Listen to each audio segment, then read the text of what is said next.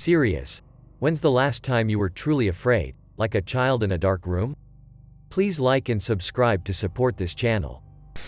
We had just pulled our boat into the dock and tied off when my girlfriend grabbed the life vest off my 4-year-old daughter. Mama started walking to the cabin to put the gear away. I turn my back to pull the keys out of the ignition and I hear this loud splash. My child is somewhere in the dark lake water. I dived in face first between the boat and dock and bump her with my arm. Her eyes. Fucking cutting onions right now. She looked at me as I pulled her up. Eyes open and coughing. I am overprotective of her to begin with, being adopted. That girl is only person I know I am related to. She is my anchor. I ran to the cabin with her in my arms, sobbing and flipping out on the GF for that vest. Please remember to leave the vest on until you are on dry land. Bad shit can and does happen. Lost my daughter for half an hour. Longest half hour of my life. She was about 2 and had just started sleeping in a big kid bed. I came home from a night shift at about 6 a.m. Went in to check on her and she wasn't in there. No big deal. She probably climbed in bed with dad. Wasn't there. I wake up my husband and we then looked everywhere. Could not find her. Called 911 in hysterics. My husband is out in the freezing cold crying and calling her name. The horrible thoughts that go through your head are terrifying. Finally found her underneath some comforters in her closet, dead asleep. I couldn't function for the rest of the day. So emotionally exhausting. About 5 years ago, I was on an almost empty interstate in the early afternoon when some ass ache of a woman in a little blue car decided she wanted to be in my lane while I was right next to her. I was in a minivan my brother had loaned me while he was fixing my vehicle. All I could think at the time was how pissed he would be pissed if I let myself get sideswiped. I honked, she kept coming, so I sped up to try to get clear. Realized I wasn't going to and tried to veer off into the grass, in a fairly empty area of Mississippi, but I hit gravel and next thing I know I'm in front of the little blue car, spinning across the goddamn highway. I just knew I was gonna flip, being in a van and having been going 70 to 75 miles per hour before I started spinning. But I didn't. I ended up right side up in a ditch on the other side of the interstate facing the wrong way. The asterisk only people around were me, the woman in the blue car and a cop who just happened to be behind us. She looked absolutely mortified when my gigantically pregnant self got out of the van. But everyone was fine, no vehicular damage, so I just got the cop to help me out of the ditch and went on my way. Still kinda pissed me off though. I never did tell my brother. When the girl I loved more than anything or anyone on earth told me she was going to kill herself that night. She ran into the forest by the canal and wouldn't tell me where she was. I couldn't call the police because if I got off the phone with her she was going to do it. She ended up cutting herself pretty badly, but I talked her out of suicide in the end. But it was still one of the most terrifying experiences of my life. I felt so childish. Really quick. I don't mind going to the dentist for a cleaning, but getting numbed and or a tooth pulled honestly makes me shake and cry like a little child. About a year and a half ago, beginning of sophomore year in HS, I had to get braces for only my bottom teeth. This meant that I had to get one of my front bottom teeth pulled. I was shaking and hyperventilating hard enough that the lady literally held my hand and asked if I wanted a blankie. Worst memory ever. It was sometime last quarter in college. I just bombed a midterm and started thinking what I was gonna do about it. Started thinking about what my plans are once I get a degree, what I wanted to do for a living and all that jazz. I realized that I had no idea what to do or what I wanted to do. I'm paying thousands of dollars and gaining debt for what reasons? I am truly terrified about what my future holds. My girlfriend and I almost always followed one another home for the weekend when we were in college, same college and from same hometown. One time several years ago she got really mad at me and left on her own. She called me soon after she had left and in the middle of an argument she let loose a blood-curdling scream, and as she was saying that a truck had hit her I heard a loud crash and the call dropped. I called back and it went straight to voicemail.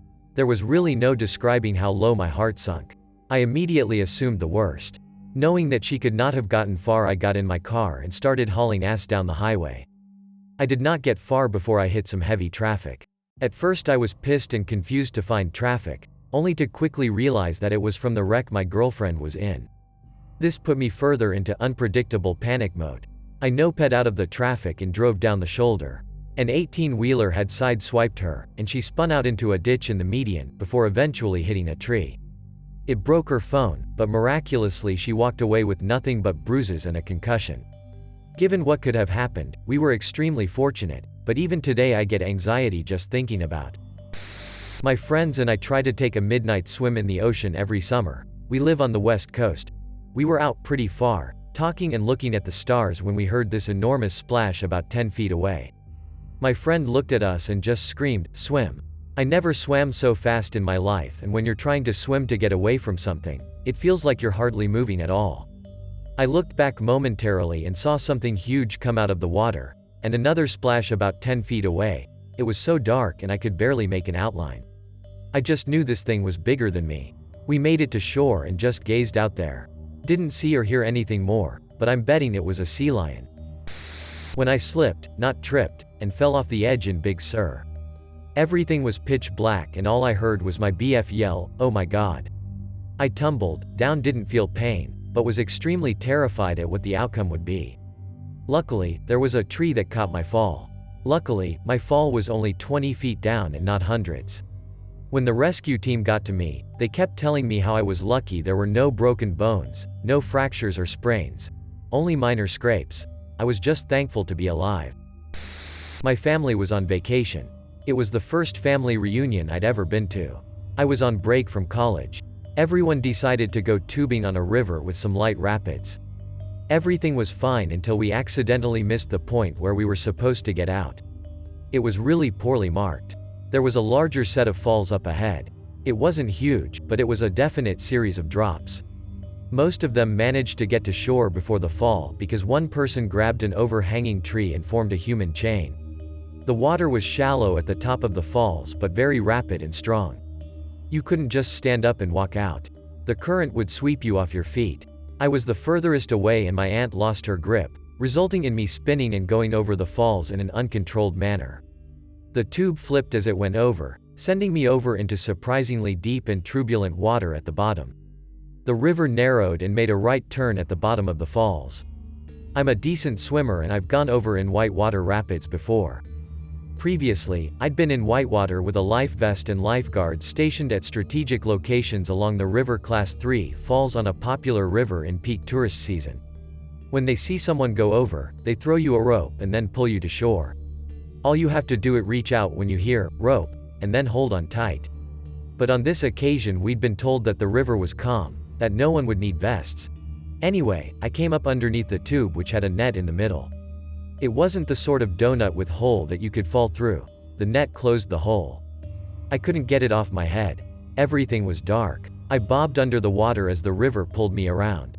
I definitely inhaled or at least swallowed water. I felt it happen and then I felt my system freak out. I vomited repeatedly while treading water in the dark with something on my head. That was the worst part. Vomiting while trying to swim, tread water and suddenly realizing that this had become a very dangerous situation. Then I felt slick boulders slip past my feet as the river straightened out, got shallower, and the rapids calmed a little. I managed to shove the tube hard enough to flip it off of me. I grabbed the handle, hauled myself up onto it and shook uncontrollably. My dad caught up to me at that point. He had run alongside the river. He swam out to me and pulled me back to the shoreline a little ways downstream. I shook so hard I couldn't stand for a little bit and I bawled uncontrollably. My extended family didn't get it. They said I was barely under, but it felt like an eternity to me. I was nauseous from the adrenaline rush for hours afterward. My parents are both in medicine. Mom kept a close eye on me all day. At one point she got me a Coke. I remember feeling ridiculous and angry at the same time because my hands shook so badly that I had to ask her to open it for me. When Dad returned the tubes to the rental location, another family with small children was there asking about the river. The sales guy told the family that it was very calm, with no drops and no need for helmets or life vests. I'm told my dad made some interesting and colorful statements to the contrary. The other family chose not to rent tubes that day. The river smelled like sulfur because of the hot springs that fed into it.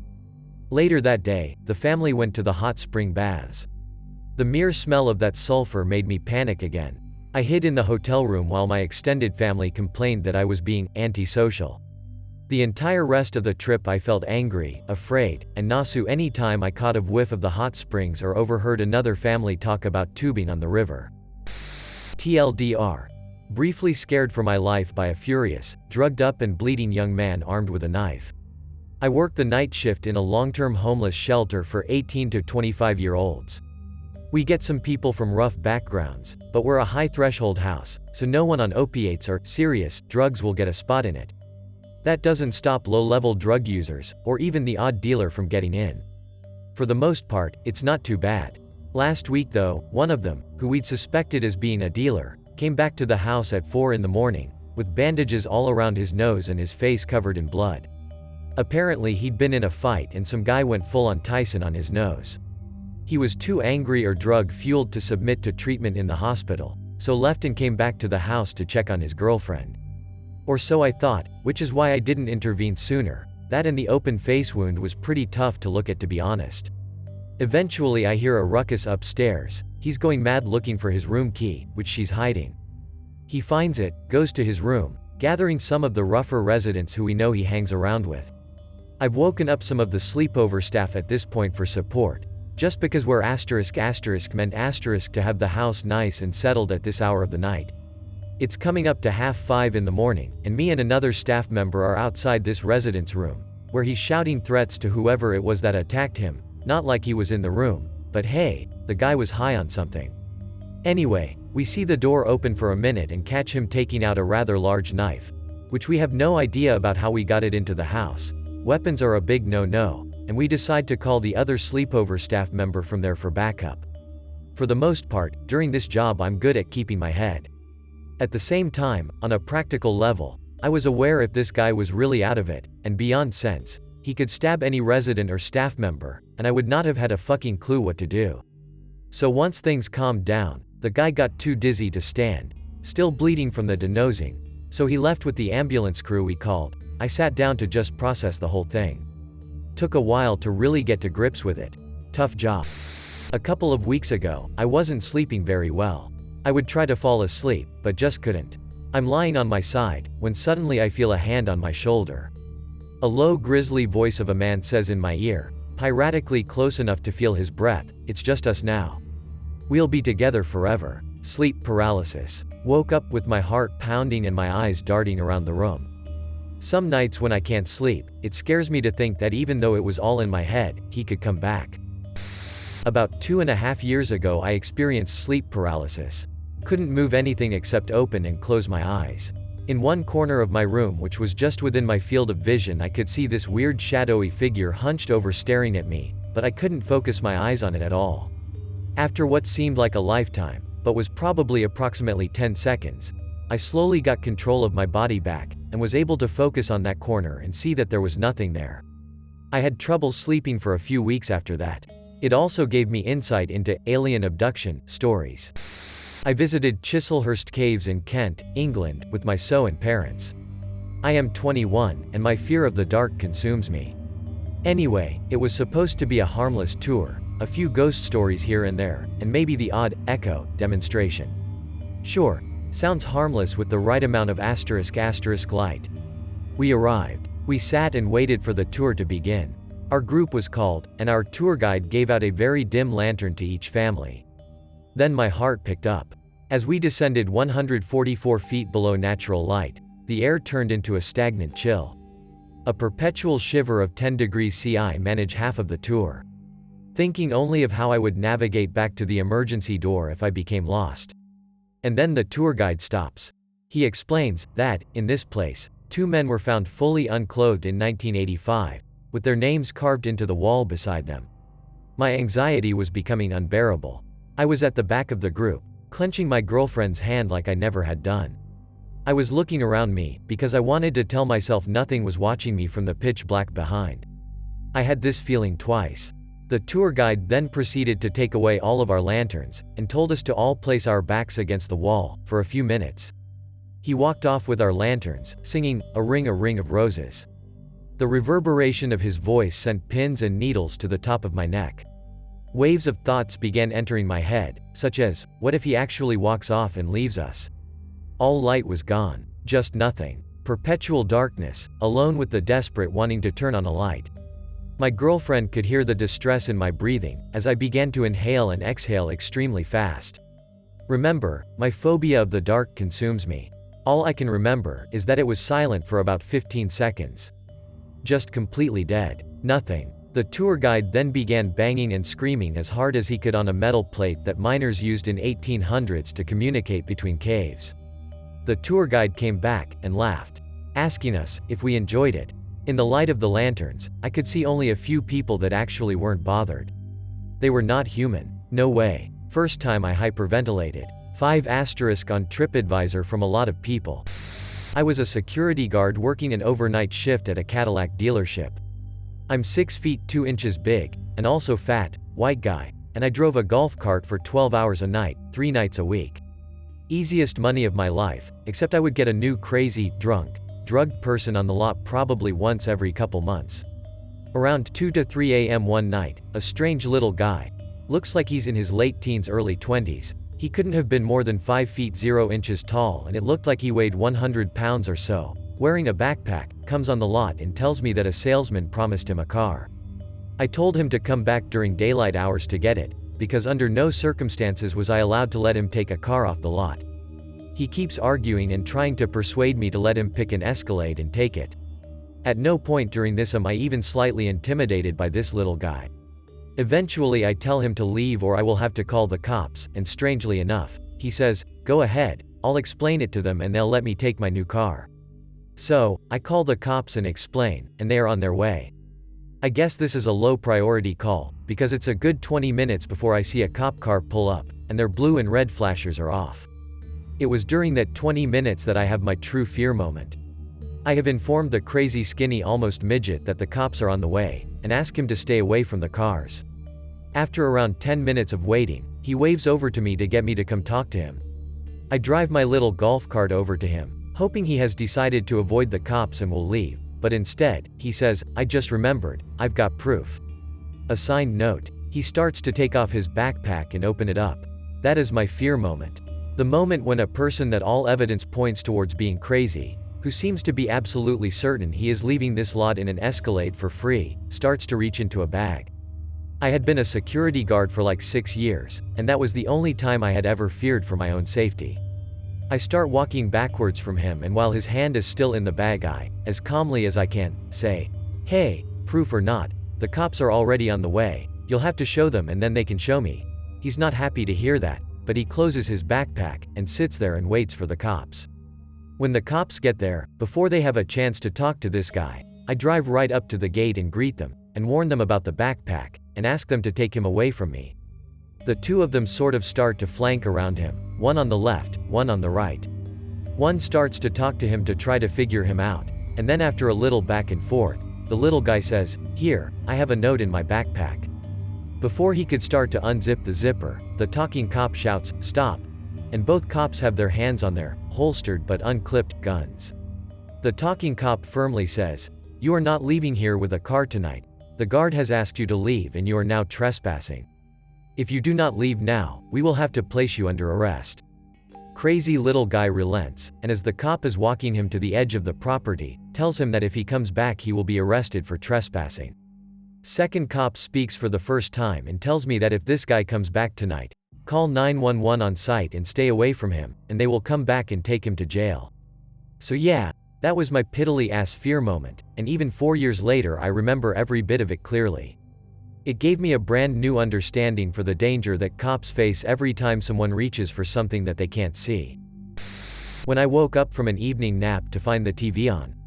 It was a couple weeks ago, I had messed up my back. Nearly collapsed, a lung and muscle relaxers had turned me into a napping zombie. There was no reason the TV should have been on, no reason it could have been turned on. I stopped dead in my tracks and grabbed a knife, cautiously opening closet doors, hoping each time that no one was hiding. Knowing if someone was hiding, I was way too weak in my condition to defend myself. Hell, I'm 5 feet 3 inches and 106 pounds, I didn't even stand a chance before the injury.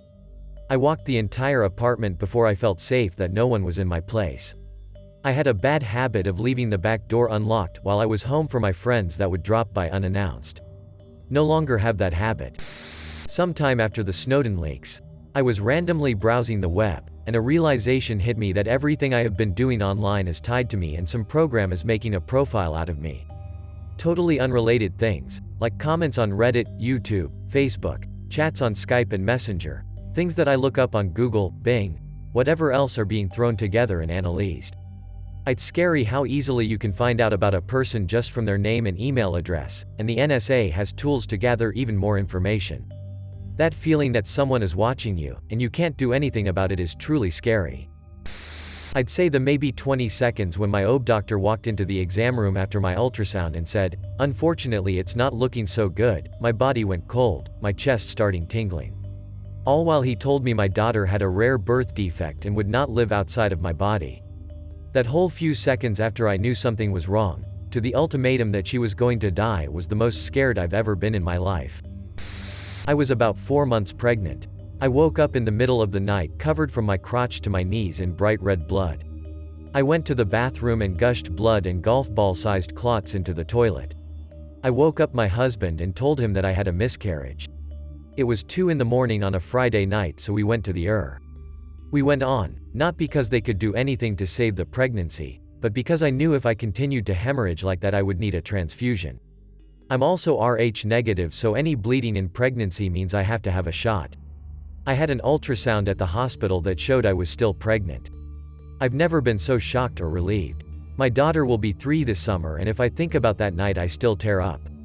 For the curious, the bleeding episode happened one more time. My doctor figured out the second time that my cervix was bleeding.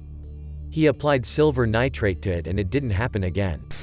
Sitting in a bar one Friday night, 2 people start arguing, one of them leaves. Whatever. 15 minutes later, the guy comes back with a gun and opened fire on the entire bar. He just opened the door and started shooting. 2 people wounded, another bled out on the floor and died. None of the people that got shot were arguing with gunmen. Gunman got arrested a few minutes later after he ran down the street to a store and tried to steal car. But there was a kid in it, so he didn't, but he left the gun with the kid. About a year ago I was camping with my girlfriend in Colorado. We're settling down for the night in our tent, when we suddenly hear howling. There must have been like 15 or so coyotes, wolves, hungry canine beasts, and they were close. I swear I heard them shuffling around outside the tent. I had my steel toe boots on and my knife in hand, ready to fuck up some coyotes if they chose to get too close. Didn't sleep much that night. Don't think I've ever been so scared or ready to fight for my life. I was living in Ghana and was traveling by tro-tro, most common mode of transportation. Think 1980s minivan altered to hold 21-ish people. Anyway, I've been packed in this thing like a sardine for over 5 hours and I'm still 2 hours from home. We're on a hill and traveling around a sharp corner. To the left there is the mountain and to the right is about a 7-foot shoulder and a cliff with no guardrail. As we're making this blind curve, just in front of us appears one freighter truck passing another in our lane. Head on, with nowhere for us to swerve to avoid the collision. I took the hand of the person I was traveling with and held it in both of mine. In a matter of 3 seconds I went from anger to indescribable terror, and finally, just as the front window of the tro-tro filled entirely with the grill of the truck, complete acceptance that I was about to die. Really a feeling of, oh well, as I relaxed my grip on my friend. Then, at the last moment, the truck swerved back in its lane as our tro-tro veered into the dirt patch along the cliffside before we swung back into our lane. I actually didn't believe I was alive for a moment, and that isn't hyperbole. I honestly couldn't believe it. Same ride, and now just 10 minutes from my home, we are traveling down a dusty dirt road at over 60 miles per hour. The tire blows out. Not a flat, mind you, a complete blowout. We swerved to and from both shoulders, somehow avoiding the ditches on both sides, and come to a rest in the middle of the road. When we all got out of our clown car of death to change the tire, a Ghanaian patted me on the back and said, "It's okay, Obruni, white person. You made it." The bit with the truck was the only time in my life I was certain I was going to die. The experience has made me more at ease about death. My last thought the millisecond before death was accepting that it was about to happen. Throwaway. I'm scared right now. I'm a 1L at a law school in NY, come from blue-collar, poor family. Very down on our luck ATM. I have no more money to finish up finals, car gonna be unpaid, late rent, food. My dad got cancer a few months ago, uninsured, and med bills are gonna kill him if cancer doesn't. Mom lost her job over the summer, and is running out of unemployment in 2 weeks. Younger brother is having a baby in a few months. What little my parents can scrap up he needs way more than I do. I am fucking scared. I'm scared of failing and I can't ask for help because everyone in my family is doing a lot worse than me. I did well this past semester, top of class, finalist in some trial competitions and whatnot. When people look at me they think my life is perfect, do well in school, gorgeous girlfriend, lots of friends, always smiling and joking. Inside I'm fucking terrified I'm going to lose everything and how I'm gonna eat in few days. I'm afraid. IDK if this was what you were looking for but the lingering intense feeling of unease hit me. Sorry for ranting, just needed to get some of this shit in words. I know people have it way worse than I do. Plenty of people I know, but I'm really scared. I was horrified and terrified when I walked in on my mother after she OD'd. 300 pounds of rotting flesh was just laying there. She had gone blue and I felt alone in the room even though I was staring at my mother. My first thought after coming to terms with it was, now what? I'm 16 and if I live with my father I'll kill myself. I was so scared, I screamed and cried many times that night. Actually I still cry.